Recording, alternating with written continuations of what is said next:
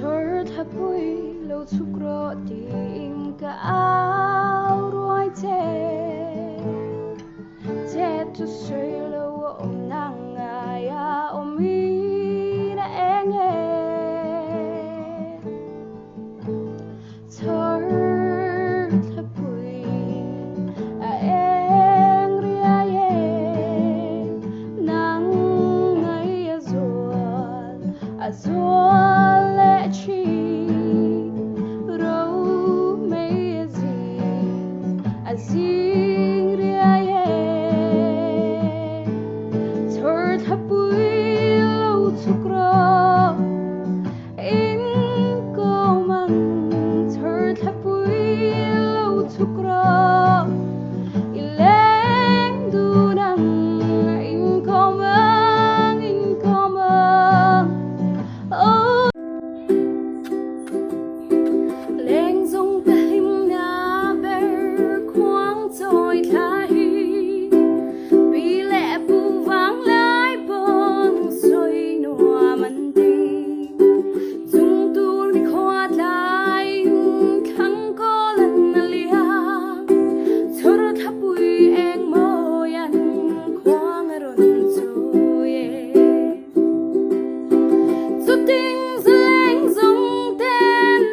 eng moi lo mi ma ni chai lai di ru ling ten an kaya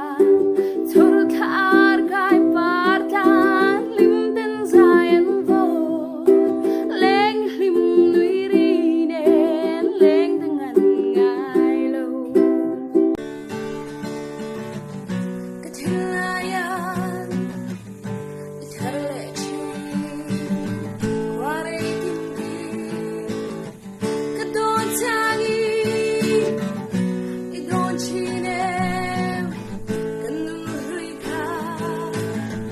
tu na ero len dong tora thang kwan di mi samoli yang si karma khase dam takin o kware yang ni lan neve ma sei ra thadal naki kulle ni te kalo thi liam dang ye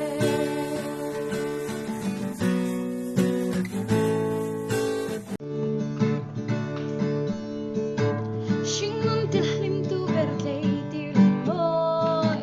don tagin sui lung i dung zo nge ka du berte ka duat berte ros parim tu itan kalane zantiang si arlo enge thangganan nang ngain zai ting ka vo per kwang nen ka ngai berte ka vei berte dam ni tiar kup tiar du zelang o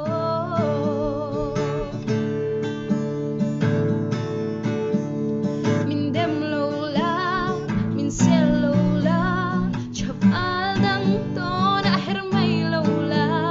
min ngai ber la min duat ber la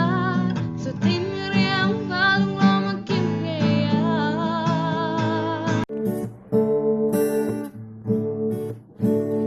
asak mel moi ting mit meng la fu nge ye ting zo tu reng an om si lo asak mel tu rang ka tar tu luan ang mai man tau tak ni tu ra khoang nu duan sa san lo tu di ma ni la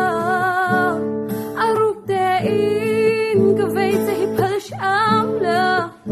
chai ngom lo di te ma ni la nan na lo om beran ve ang hian ka tak sam hun tin hian vei mai che ka nuam a sing